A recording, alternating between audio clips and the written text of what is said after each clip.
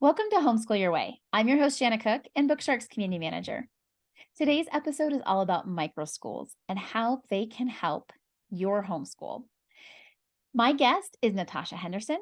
She is the director of a microschool in Niceville, Florida. She's also a homeschool mom of two and a former Bookshark convention representative. Natasha, thanks so much for being here. Thanks so much for having me, Janna. I'm really excited to be on the show with you today.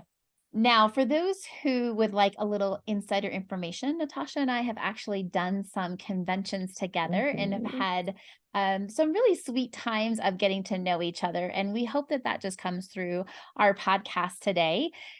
Natasha, for those who don't know, why don't you give a little background into how you got into homeschooling? Great. Thanks again, Janna, for having me. I'm really excited to be here with you today. I never thought about homeschooling before I was a special ed teacher, before I had kiddos, and I've always loved working with kids.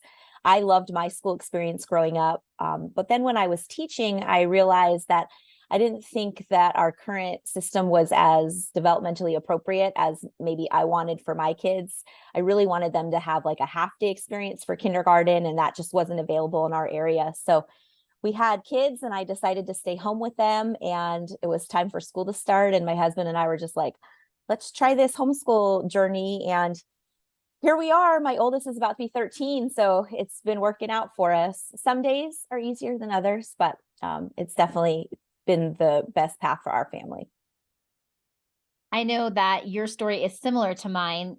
I was an education major in college. I thought I was going to be a teacher. I was homeschooled, but never wanted to homeschool my children.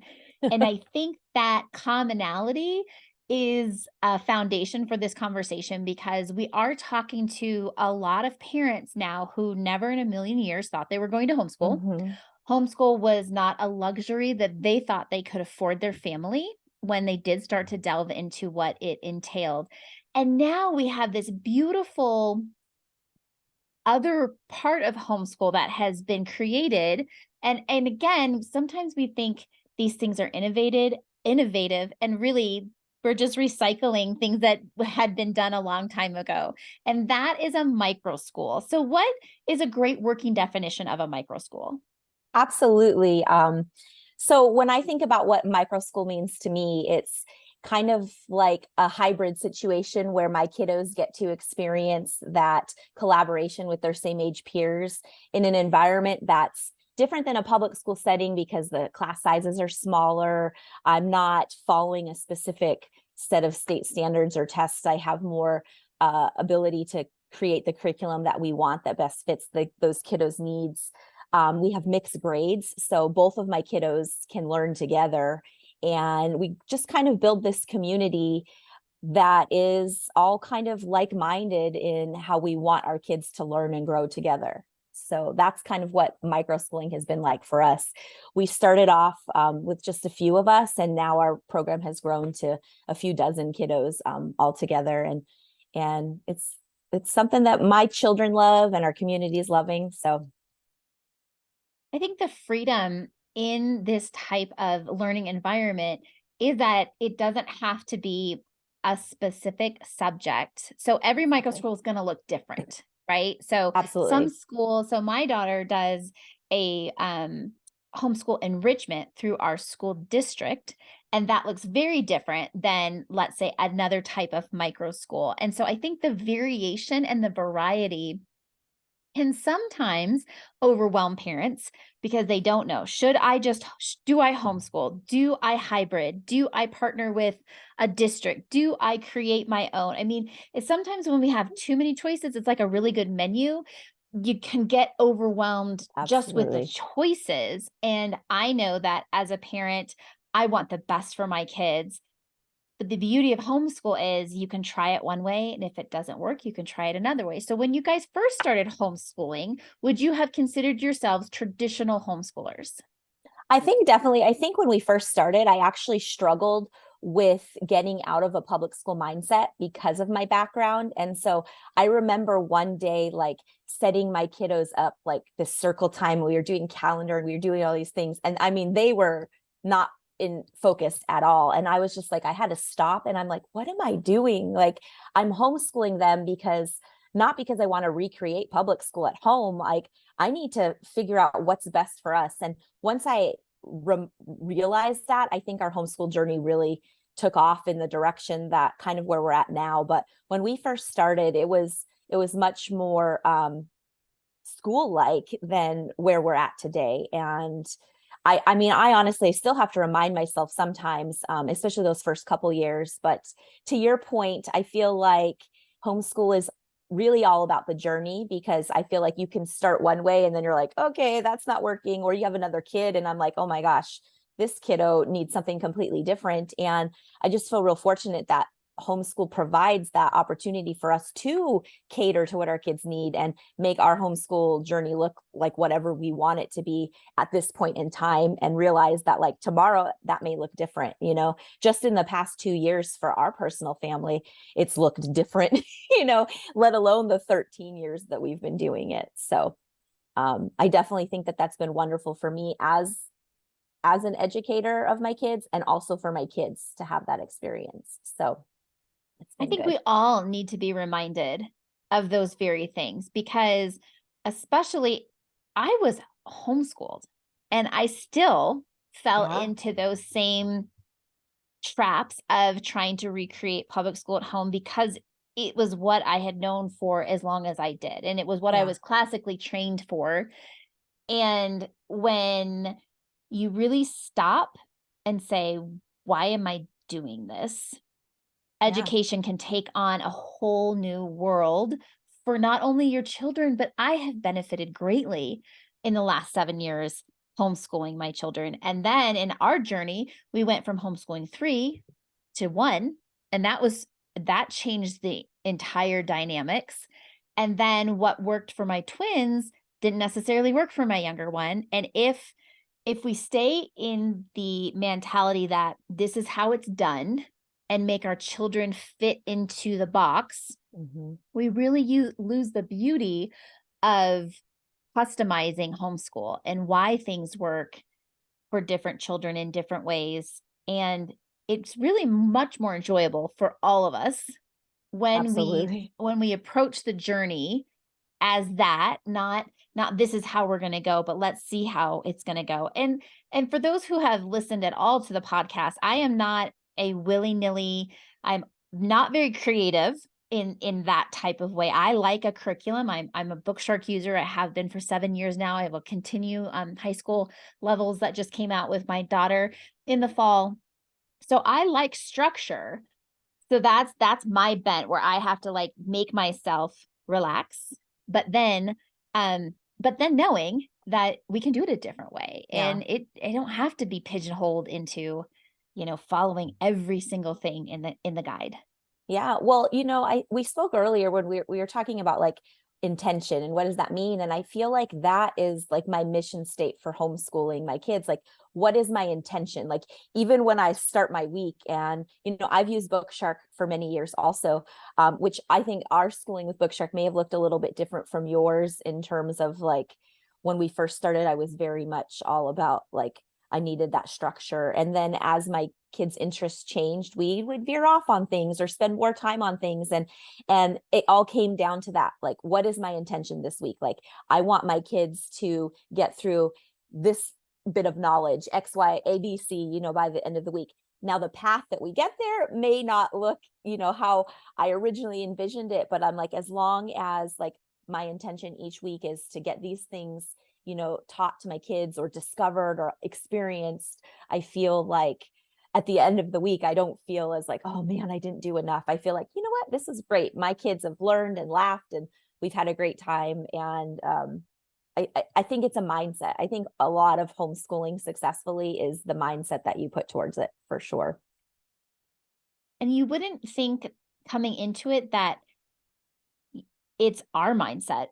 You know what I mean? Like, For I've been sure. so educated in the fact that I'm the one who has to change in order for our homeschool journey to actually be successful. I have to get out of my own way. I have to put aside my preconceived ideas or notions of how I think it's going to go, because it never goes that way anyways.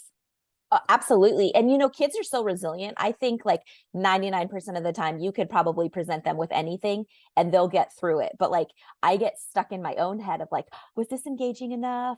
Is this going to be some like, is it too, and you're right. I mean, it comes down to our viewpoint and how we present that to our kids too, because the easy part of homeschooling is, getting over myself and the challenges that come with my own brain with it, I think.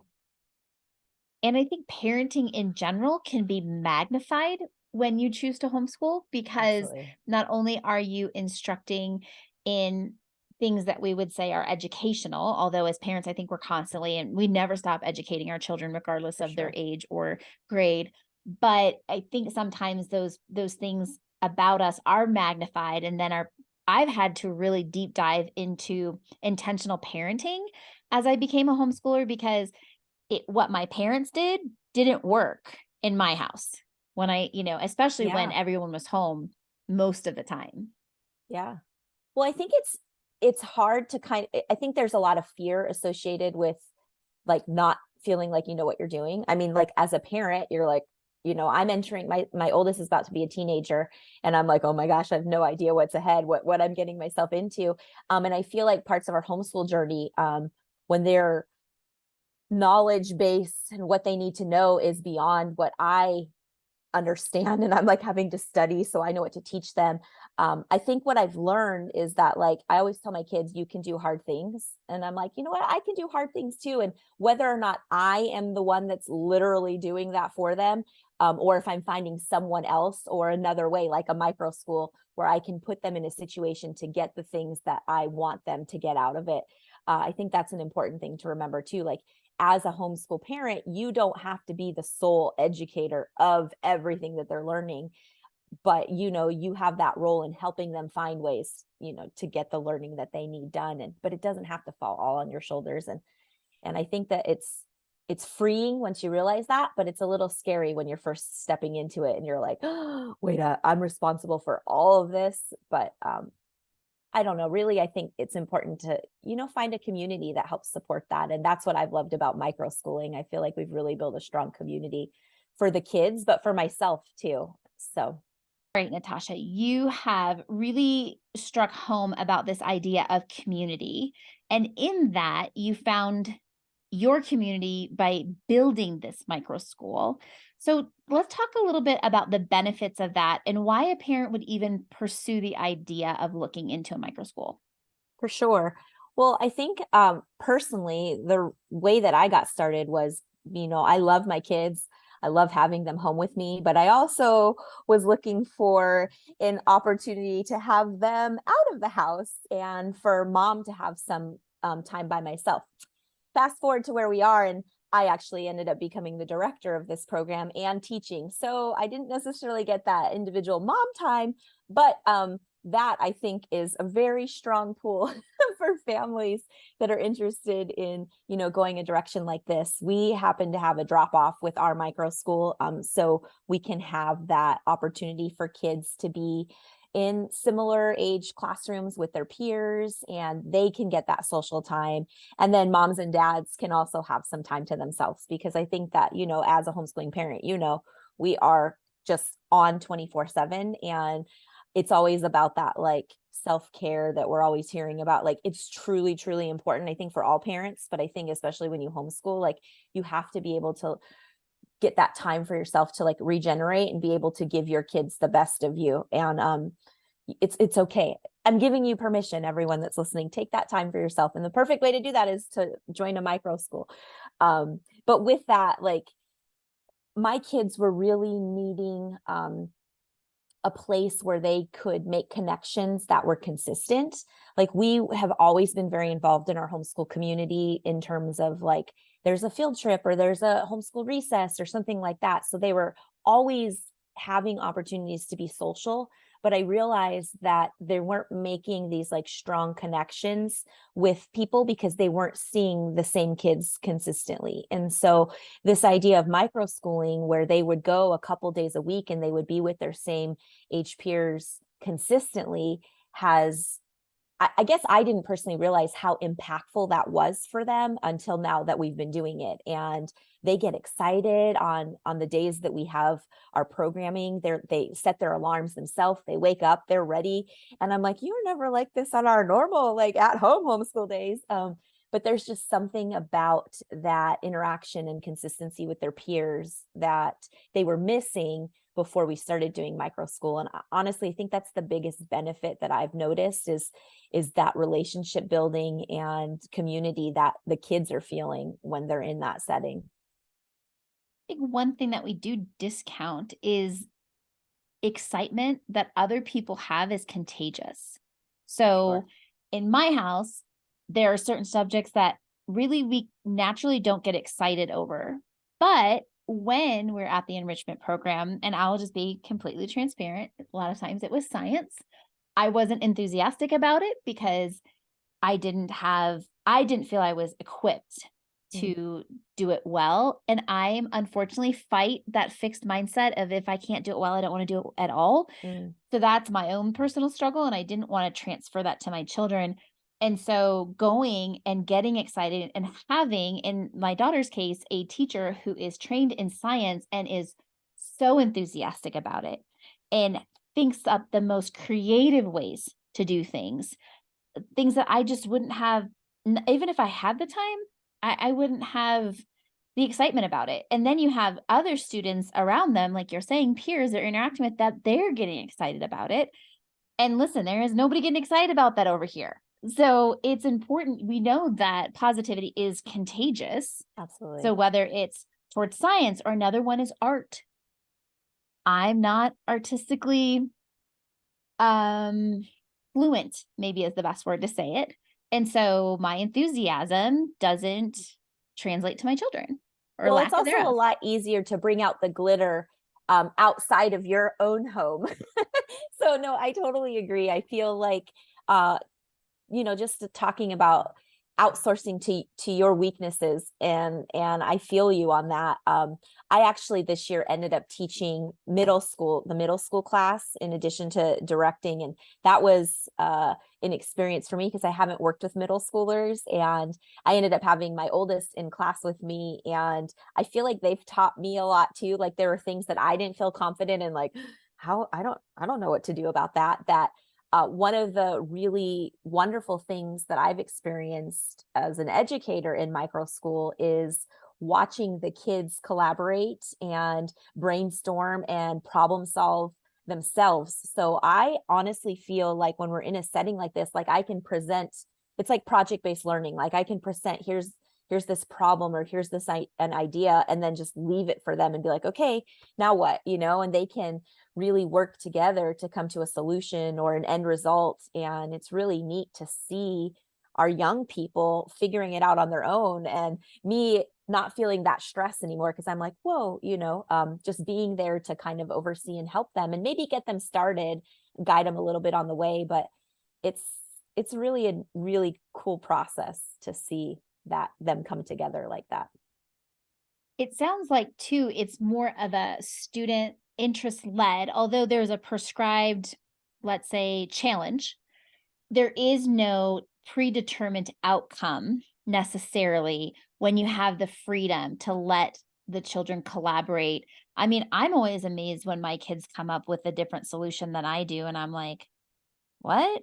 Oh, that's right. There is more than one way. And I think now more than ever in our society, if we're cultivating that in this next generation, it will be super helpful as they then come up into citizenship in our country. Absolutely. And I think that just exemplifies what we were talking about earlier about like there's no one way to homeschool. And so there's no one way to like have a micro school either. Like I've been part of a model where we focused on core subjects. And then we had some project-based learning time. I've also participated in situations where it's more like elective driven. And then I've also been part of groups where we just solely like let the kids decide this is what we want to learn about and go from there. And I think it's a really unique experience that we have that flexibility to decide which path we want to go through. And honestly, I think it varies from microschool to microschool year too, because of the students that you have. Like, that really determines like sometimes the path that you take, with your whole group or even your smaller individualized classrooms. And it's awesome. I mean, even the way that we start at the beginning of the year, as we have kids come in and out, like some of that's changed how our classroom dynamic is. And it's really special. So Natasha, your particular school, it's more than one day a week? Yes. So we meet on 2 days of the week and for 5 hours each day. And the kids bring snack and lunch, and we have outside time and classroom time, and we do field trips throughout the month and additional to our 2 days on site. And then just out of curiosity, because there are so many different ways to do it, Mm-hmm. does the curriculum that the parents are using at home correlate with what you guys do inside of your school? So there's a couple different ways. Originally, that was kind of the format. There's an option for parents to follow along with what's being discussed and taught in the classroom. But on the flip side of that, we tell parents that we're just a part of their homeschool journey. So really, whatever they have established, they're fine. Their kids can come a couple days each week, and they're not going to miss out if they're not following the same curriculum at home or whatnot. But to earlier, like you mentioned, you like that structure, and I do too. So like I like being able to have like, oh, this is what you're working on at school. Let's work on this, work, on the same things at home too, to kind of, you know, make it easier on me and the kids. But it's kind of a mixture. Yeah. And I would say I would define that more as a partnership. Like you can have more of a partnership with the parents and what they're teaching, or you can have it independent. So in our situation, it's independent. So what she does her one day a week at co-op is totally, or enrichment is totally not in line necessarily with Mhm. what we're doing. And so if she's writing something for her language arts, then I say, okay, you don't have to do the written assignment from Bookshark this week. If you're doing a science experiment on that day, you don't have to then, unless you want to, do the additional one this week. So it definitely, the more comfortable you get with homeschool, the more you realize that like it's not, if it doesn't Mhm. all fall into line perfectly, it all works together beautifully if we allow the process to happen. Absolutely. It's definitely a process, and respect the process for sure. That's true. You could probably start selling some t-shirts. That's right. Trademark. That's Okay. right. That's right. Trademark hashtag. You heard it first here from Natasha. Respect the process. I Respect think the that, process. yeah, I Okay. think it is important to remind ourselves as we are in the trenches and doing the day-to-day work that to step back and look at it as from a holistic perspective and not just the day to day, week by week, because I think we can get lost sometimes. Yeah. Well, I feel in my wisdom of all the years I've homeschooled now, no, I feel like I learn something new every day, and I've been at it for almost, 13 years now. But I speak to a lot of brand new homeschool families that, like I was there, they get caught up in the ABCs and 1, 2, 3s of like, I got to do this, I got to do this. And I try to remind them that it is a journey. And when your kids are at our micro school, for example, there's so much more learning that's taking place other than those ABCs and 1, 2, 3s. They're learning how to manage relationships and work together as a team. And there's just so much value, I think, in those experiences that we sometimes get so focused on the academics that we forget about all of the other things that are building these well-rounded humans that are just as important, if not more important, right, than the ABCs and 1, 2, 3s. So I personally feel like when I'm talking to new families that are interested in this type of homeschooling, like my biggest benefit isn't discussing the academics. It's like, yeah, all this community and this relationship building and this social growth that they're getting. Those are the things that I personally value as the most important part. And the ABCs and 1, 2, 3s, having someone else help with that is definitely a bonus. But I always tell parents, like, this should not be, at least in our case, this should not be your sole expectation for those ABCs and 1, 2, 3s, because we're encompassing a whole lot more than that, in this program. So I don't know. We love it. We love it over here in Florida. Well, there's so much to love over there in Florida as well. Uh, so when you're talking to prospective parents who are thinking about homeschool, they're immediately overwhelmed because if you're not overwhelmed, I don't think you're thinking about homeschool Mhm. properly. I think to begin with, I think there's an element of being overwhelmed that actually brings us to a place where we can accept that we can't do it all, Mhm. that there are different ways that, and you get to try the different ways. It's not one prescribed way, and that it is a process. Seeing your children in this program, what would you say has been the biggest growth that you have seen in them participating in a micro school? Wow. Um, Honestly, I feel like their love for learning has just increased, which kind of blows my mind because I felt like they enjoyed their time and the things that we were doing before that. But I think, to your point earlier about positivity and mindset being contagious, I think that learning with their peers is also contagious. Like, I feel like they enjoy it. They want to learn more. They're like sponges and they want to soak that up. And that wasn't something I necessarily anticipated. Like, I knew that they would love seeing their friends and, they'd love having that social time, but I really feel like it's enhanced their desire for knowledge and wanting to learn more, being in a situation where they're around others that are soaking that same vibe up, you know? I think it's almost full circle because as you're talking, it's like, okay, yeah, we have known that, which is kind of why public school became what it was. Mhm. And I think that we need to distinguish the biggest difference is it's not the majority of the education happening in this environment. It's like, I even like people like, oh yeah, of course your kids are going to be, soaking up and when they're around their peers. But honestly, in the public education, there isn't a whole lot of time Mhm. for, in the traditional sense, collaboration, um, and getting excited about learning. And so it's almost like we've had to go backwards in a sense. So like we're homeschooling became, in your home in some sense a little isolated, especially during COVID. Mhm. That was the case. Now we're coming out of that, and you still have families who never thought they would homeschool, but they're continuing to homeschool. But now they're seeing the benefit of this hybrid situation where, yes, you get almost like all of the benefits of that traditional brick and mortar while still having the benefits of homeschooling. And Exactly. I think that, it's kind of on the surface is like, well, why wouldn't you just put your kids in school?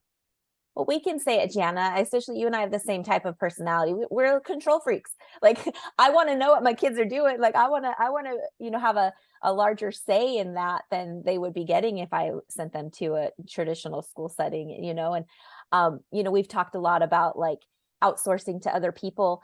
But I still want to be a part of that learning and growth for them. And that was another part of why we homeschooled, like, and if I'm being honest, I love the flexibility. Like, my kids, if we ever put them in public school, I would be like, what do you mean we have to go to school 5 days a week and we have only vacations during this time? So there's a lot of freedoms that come with homeschooling. But to your point, like, it uh, there's a lot of there's never a one size fits all, I think, with education wherever you do it. Like I said, my public school experience growing up was fantastic. I loved school. Like, that's why I was surprised when I was like, let me homeschool, because it wasn't because I had any negative experiences, but I've really just realized that there's not like a one size fits all. And part of homeschooling is just figuring out what fits your family, and, you know, going from there and doing what you can to make it whatever you want it to be, you know? And you don't, that is what you don't get if you are in a traditional school. You don't Mhm. get to walk in and say, you know what, this isn't really working for us. Exactly. So we want to do it this way. That's not how the system is set up. And I think this new coming into this new breed almost of homeschool where we can find these micro schools where you are going to a site possibly 1 or 2 days a week, but that does you're not giving complete control over their entire education. Or even, I'm sure when you're in on your site, kids aren't sitting down for the 5 hours, right? Like, Exactly. there is the project-based learning is much more collaborative, and they're talking with each other the whole time. I remember one of a neighbor had said, "Well, how do you socialize your children?" And any homeschool family has gotten this at some point. And I just have to reiterate that, like, my children weren't really socializing in the public school. There wasn't time. So now I think we socialize too much in my house at Uh-huh. times, and we, have to buckle down a little bit more to get those ABCs done. But it is a flexible and what works for you, and it really is it's so neat. Before you'd go to a restaurant and you'd have to just order off the menu. Now you can order literally off menu, right? Mhm. Like, it is picturesque of our society that Mhm. we really do, like Burger King said, we want it our way. And now we have found a way to have it our way even in education. It's It's true. kind of lagged, it kind of trickled into education, but now we're all like, "Oh, we can do it this way." Well, when I was in school, I didn't like how I had to sit there, even though I understood the lesson, and I had to wait till everybody got it, and then I had to do my homework at home when I could have done it then. It's like, well, yeah, now that we homeschool, if it only took 5 minutes to understand, great, do the work and let's go. Like, we have Yeah, so many other things to do. So I keep saying it. I do firmly believe it is a luxury to be able to homeschool and to be able to absolutely. recognize that we can think outside the box, and it works well. It's something that's like, okay, if it only worked for a few people, Yeah, kind of how it was looked at, I think, before. And now we're seeing that it really could work for anybody. It just depends on how you absolutely. choose to use it. And I think that microschools are another way for parents who want to be able to homeschool, but maybe don't have the full 5 days to be at home with their children. So these options of making it available to more families, I think, is so exciting. Absolutely. I feel you on that. Natasha, do you have a homeschool hack for us today? Oh, I wish I could say like, oh, I have all these homeschool hacks, but one of my favorites, and I started this. So in Florida, we have to do an annual portfolio review and things like that. And one of our requirements is a reading log. And in my first couple years, I would have my kids, I was like, oh, this is a great exercise. And they'd have to write down all their book titles, and which was fantastic. But then we do a lot of reading in our house. And I was like, oh my goodness. So my hack is keeping all those library receipts that we get when we go. I just gather each month's worth and I staple them together, and then I put them in our portfolio, and I just tell the evaluator, I was like, here's all the reading that we did. I mean, it's not all of it, obviously, but it's a good amount. So they're always like, that's such a great idea. And I only wish I had discovered that sooner, because all that writing. No, it was good for them. But yeah, that's what I would say. I would say keep those library receipts, staple them together, and then you can document all the reading that you do with your kiddos. So I have never heard that before, so I'm excited. yeah. I know, another Book Shark rep that I had on, Marsha, who you have worked with. She said, Yeah. at some point, you're gonna just keep getting the same hack, and it is yet to happen. We are Everybody has something, a different perspective and a unique thing that works for them. So thank you for sharing that. I'm sure Yeah. a lot of families are gonna enjoy that. Perfect opportunity for me to give a shout out to Emma. She is a listener of the podcast, and she came up and introduced herself at a convention I was at recently. And I said, well, Awesome. give me a hack that I can share with our listeners.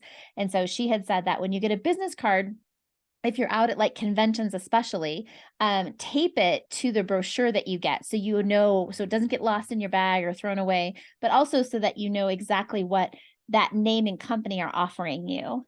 And I thought, Yeah. what a great hack. So Yeah. thank you, Emma, for sharing that with us.